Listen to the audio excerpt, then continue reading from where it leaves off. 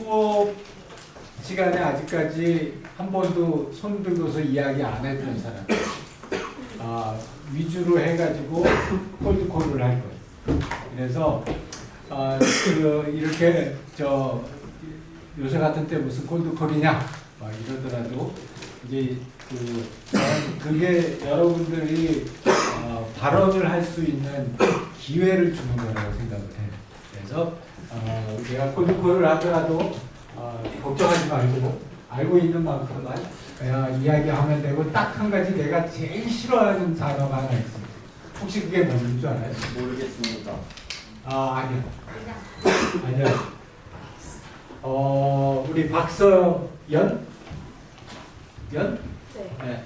우리 서연이 아까 얘기 했지. 네. 최은정님?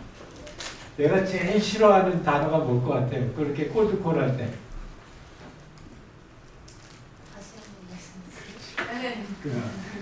그 얘기가 제일 싫어하는 말. 왜냐? 주의를 안 기울이고 있었다. 그래서 아주 엉터리 얘기를 해도 아무 상관없어요. 다만 못 들었습니다. 죄송하지만 한 번만 다시 얘기해 주시겠습니까? 요 얘기만 안 합니다. 자, 그러면 혹시 잊어버린 사람들 있으면은 얘기를 해주세요. 자, 우리가 큰 그림을 얘기를 하자면 HCI가 좋은 경험을, 아까 좋은 경험점을 그 경험점으로 가야 되는데, 그 경험점이 좋은 점인지 아닌지를 우리가 어떻게 알아? 그 점을 간다고 해서 그게 사람들한테 정말 좋은 경험을 주는지 안 주는지를 우리가 어떻게 아는 거예요? 그래서 이 경험이라고 하는 거는 철학자들 입장에서는 굉장히 명확하게 규정을 해놨어요. 심지어는 이 극단적인 경험주의 철학자들은 뭐라고 그러냐면, 인간이 새로운 지식을 얻을 수 있는 유일한 방법은 경험하는 거다. 자기가 경험하지 않은 건 자기 지식이 아니다. 그러니까 그만큼 경험이 중요하다는 건 알겠는데, 근데 그렇다면은 좋은 경험을 준다는 의미의 그 좋은이라고 하는 말은 너무 추상적이다. 그러니까 이걸 갖다가 조금 더 구체적인 이 시스템을 만드는 사람입니다. 1년에 50억 들여가지고 예를 들어서 정서장애 치료하는 시스템을 만드는 사람이 당신 어떻게 그 시스템 만드셨어요? 좋은 경험 주려고.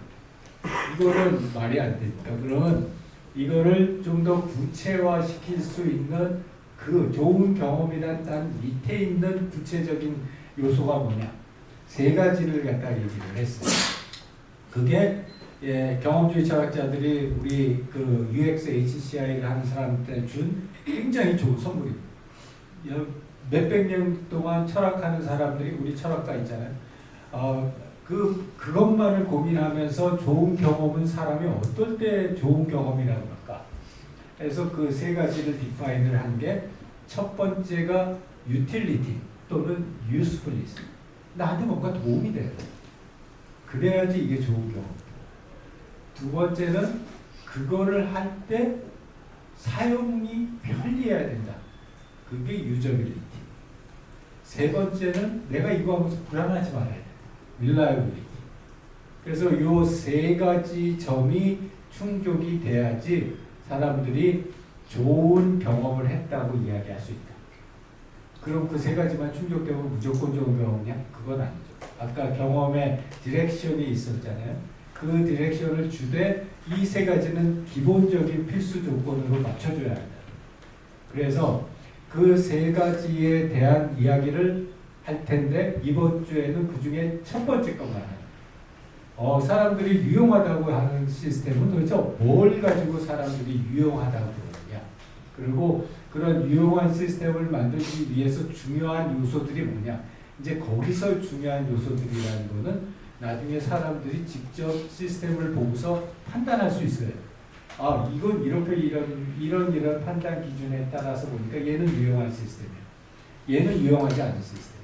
이걸 갖다가 판단할 수 있어야 된다. 그래서 결국 유용성이라고 하는 것은 아무리 불편하더라도 실제로 원하는 목적을 수행할 수 있게 해주는 것 그 자체. 또 영어로 utility라고 그러죠. 그래서 아주 뭐 대표적인 사례, 내가 이제 조금 있다가 그 질문을 할 거예요. 그러면 이런 사례 말고 어떤 사례가 최근에 좋은 사례가 있었는지. 자, 유용성의 대표적인 사례들을 들자 그러면 나는 이 줌 미팅 생각.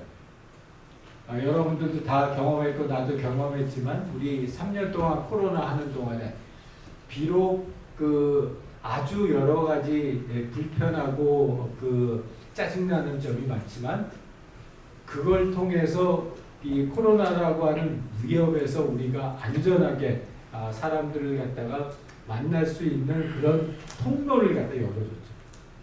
그래서 지금도 나는 뭐 하루에 적어도 몇 시간은 줌을 해요. 왜냐하면 제일 좋은 것 중에 하나는 아침에 보통 아침 일찍 하고 저녁 늦게 하는데 우리 회사 법인이 보스턴에 있어요.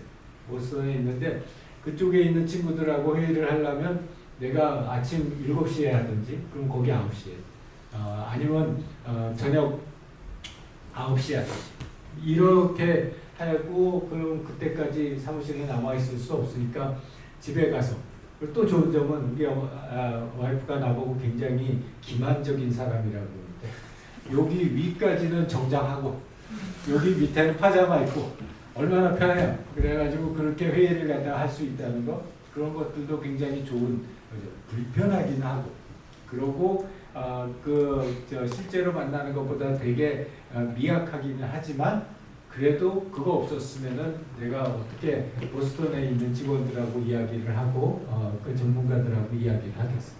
그런 점들이 유용성이라고 하는 게 우리 좋은 경험의 첫 번째 원칙이라고 하는 증거라고 할 수 있습니다. 자, 우리 다른 사례는 뭐가 있을까? 오늘 한마디도 얘기 안 했던 사람들 중에 이런 게 우리 유용성이 굉장히 높은 사례다. 네, 이름. 전 류연지라고 하고요. 류연지. 네, 말씀 듣고 딱 생각난 게 저희가 매일 일상 속에서 쓰는 네이버 지도라는 생각이 들었는데요. 저희가 원하는 목적지를 갈 때 이제 뭐 직접 이제 사무적으로 지도를 안 쳐다보더라도 그냥 어디든 쉽게 검색해서 갈 수 있고 내 주위에 맛집을 찾을 때도 조금 쉽게 사용할 수 있을 것 같다는 생각이 들었어요. 아주 좋은 사례예요. 거기다 조금만 덧붙이자면 나는 요새 우버나 리프트가 없으면 거의 못 살아요. 한국은 괜찮은데 특히 이제 생판 모르는 외국에 갔었을 때 제일 걱정되는 게 뭐냐면 밤 늦게 떨어졌는데 내가 택시를 탔는데 이 택시가 나를 갖다 내가 원하는 대로 데려다 줄까? 택시 바가지 안 쓸까? 이게 제일 걱정인데 우버나 리프트가 나오고 나서 제일 걱정이 덜 되는 건 얘가 나를 갖다 어디 엄한 곳에 태우고 가더라고. 거기서 내가 상해를 갖다 당하더라도 그게 우버 시스템에 다 남아 있기 때문에 어디를 가든지 간에 걱정하지 않고 갈 수 있다. 그래서 지난번에도 새벽 1시에 툴루즈 공항에 내렸는데 그냥 우버 타고 갔어요. 우버 타고 가면서 별로 위험을 못 느껴요. 지도 관련된, 내비게이션 관련된 것들은 비록 좀 어렵긴 하지만 우리가 원하는 그런 효과를 갖다 얻을 수 있는 굉장히 좋은 툴이라는 거죠. 그래서 이건 결국은 목적이라는 거예요. 사람이 어떤 목적을 가지고 이 시스템을 사용을 하느냐. 근데 재밌는 아주 중요한 포인트 중에 하나는 사람들이 취향도 바뀌고 트렌드도 바뀌고 많은 것도 바뀌지만 목적이라고 하는 건 잘 안 바뀌어요. 그러니까 예를 들자면은 건강하고자 하는 목적. 이런 부분은 어떤 사람은 일부러 덜 건강하려고 노력하나? 그렇진 않죠. 건강하려고 하는데 몸이 안 따라주거나 여건이 안 따라주거나 그러는 거지. 건강하려고 하는 목적 자체는 그대로 많은 시간 동안 많은 사람들에게 통용될 수 있다는. 그래서 우리가 유용성이라는 것을 나머지 두 가지 사용성이나 신뢰성과 같이 그 중에서도 맏형이라고 생각하는 이유는 유용성의 밸류가 정해지면 시스템 개발을 할 때 많은 부분들이 우리가 사전에 고민해서 정할 수 있다는 그런 장점이 있어요. 그래서 결국 유용성이라고 하는 것이 큰 맏형이다. 그래서 동일한 시스템이다. 동일한 검색 엔진이지만 이 구글이 보여주는 그림과 네이버가 보여주는 그림이 굉장히 다른 이유는 사람들이 거기서 추구하는 가치가 다르기 때문에, 목적이 다르기 때문에. 내가 구글에 가서 치는 거는 가능한 한 빠른 시일 내에 내가 원하는 정보를 갖다 보자는 거고, 내가 네이버에 가가지고 저기에 여러 가지 화면 앞에 첫 화면에 있는 걸 보는 거는 이거저거 둘려보기. 그러면은 그런 목적에 따라서 제일 첫 화면서부터 시작해서 시스템의 많은 부분들이 바뀐다. 그래서 인공지능도 마찬가지. 생성형 AI도 똑같아. 비록 다 여기에 있는 거는 다 생성형 AI예요. 하나, 둘, 셋, 넷, 다섯 개. 가장 유명한 챗GPT부터 시작해서 다 생성형 AI지만 이 생성형 AI를 사용하는 사람들의 목적이 뭐냐에 따라서 전혀 다른 모습이 되는 거죠. 우리 챗GPT는 기본적으로 텍스트 기반의 정보를 갖다가 만들고 생성하고 질문에 대한 답변을 얻기 위한 목적이라면 midjourney 같은 경우에 텍스트 기반으로 이미지 생성하는, 그래서 거기에 특화되어 있고, 그리고 런웨이 같은 경우에 동영상 생성하는 거고, 그 다음에 헤이징 같은 경우에는 아바타하고 비디오 프레젠테이션 생성하는 거고, 사운드로는 음악 생성하는 거고. 내가 뭐를 목적으로 하느냐에 따라서 똑같은 생성형 AI이지만 이 제품이나 서비스의 성격이 완전히 달라진다. 그리고 거기에 맞출 수 있냐 없냐가 결국 유용성의 가장 첫 번째 그런 이슈다. 그래서 이게 이 도메인에 따라서, 일반적인 도메인에 따라서 유용성이라고 하는 게 다 똑같이 들어갈 수도 있지만 조금씩 다를 수도 있어요. 그러니까 예를 들자면은 모빌리티다. 네, 그 첫 번째 시간에도 얘기했지만 현대자동차랑 같이 자율주행 자동차에 대한 프로젝트를 4년 동안 했어요. 그때 우리가 만들었던 게 지금 제네시스 G80에 올라가 있는 음성 엔진. 그런데 그걸 만들 때 가장 첫 번째로 높게 쓰는 가치가 뭐냐? 안전성. 이 뭐 팬시하냐 안 하냐, 편리하냐 안 하냐, 그거는 안전을 조금이라도 저해하게 되면은 다 없어져서 명확하게 그렇게 중요하게 생각하고 있는 유형성의 가치들이 있어. 그러니까 예를 들어서 헬스케어다. 그러면 치료제다. 그러면 나아야지. 먹고 나야 되는 거잖아요. 그리고 그 하는 동안에 부작용이나 이런 게 없어야 되는 거예요. 그래서 이런 점들이 특정 도메인의 특성에 따라서 많이 바뀔 수 있다라는 거죠. 그래서 다시 한번 정리를 하고 여러분들 질문 받을게요. 첫 번째. 이렇게 수업 시간 때는 한 4개 정도로 끊어서 이야기를 하고 그때마다 여러분 질문을 받아요. 그래서 첫 번째 이제 유용성이라고 하는 거는 제품이나 서비스를 사용할 때 사람들이 가지고 있는 목적에 대한 이슈인 거고, 결국은 목적을 잘 수행할 수 있느냐 없느냐가 유용성의 가장 큰 크라이테리어고, 그렇기 때문에 그 유용성의 그 목적이 뭐냐를 디파인하고 나면은 그거에 따라서 동일한 기술을 사용하고 동일한 사람들에게 제공하더라도 매우 다른 형태의 시스템이나 제품이나 서비스가 나올 수 있다.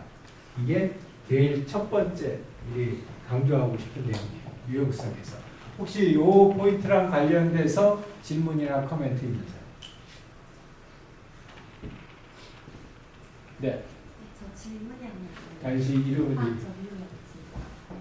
하나 있는데, 그러면 목적이 사용자의 니즈와 완전 맞닿아요? 아주 맞닿아 있는. 그래서 사용자의 니즈, unmet needs라고 하는 거는 그 unmet needs를 해소하려고 하는 게 사람의 목적입니다. 그리고 그 unmet needs를 해소시켜 줄 수 있는 시스템이 갖는 것이 value입니다. 그래서 니즈와 목적과 밸류는 같은 선상에서 움직여요. 좋은 질문, 아주 좋은 질문. 또요? 다른 질문이라고 하면? 네, 지원님. 김치 그 유용성에 대해서 설명을 하실 때 복잡도와 상관없이 이 기술이 소비자 또는 뭐 사용자의 목적에 맞기만 한다면 유용성이 높다라고 얘기를 하셨잖아요. 근데 이제 그렇게 되면 혹시 유용성을 기반으로 어떤 서비스를 런칭을 할 때 고려되는 사항 중에 하나가 그 소비자 그러니까 사용자의 수준이라고 해야 하나요? 그 능력 이런 거를 기준으로 나눠서 런칭을 하나요? 예, 그또 굉장히 중요한 질문인데 일단 유용성에 대해서 이야기할 때 가장 중요한 것 중에 하나는 주관적이다.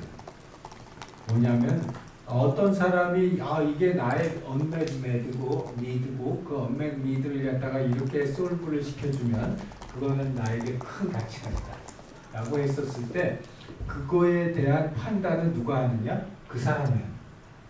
다만 여기서 그러면 수만 명이 있으면 수만 명의 다른 시스템이 만들어져야 되느냐? 그렇지는 않다. 왜 그렇지 않냐? 대부분의 사람들이 가지고 있는 언맷 니즈라고 하는 점들이 유사한 점들이 많다. 그리고 그게 별로 시간의 흐름에 따라서 변화하지 않는다라는 장점을 가지고 있기 때문에 물론 65세 노인을 위한 근감소증 치료제하고 저 40세 폐경기 여성을 위한 근감소증 치료제는 다를 수밖에 없죠. 다를 수밖에 없기는 하지만 그 해당되는 카테고리의 사람들이 가지고 있는 그 목적을 달성해 줄 수 있느냐 없느냐라는 것이 중요한 첫 번째 이슈. 오케이? 네, 유인님 다음에 우리 이름이 잘 안 보이지만 두 번째로. 네. 유용성이 만약에 사용자의 목적을 달성하는 거에 있다고 하면은 그 목적 자체가 옳은지 그른지에 대해서도 서비스 자체가 고려를 하는지 질문을 드리고 싶습니다. 아주 좋은 질문. 예를 들어서 나는 마약 먹고 뿅 가고 싶다. 그러면 그 마약 먹고 뿅 가고 싶은 것도 도와주는 게 유용성에 맞는 거냐 안 맞는 거냐. 유용성 측면에서 맞다.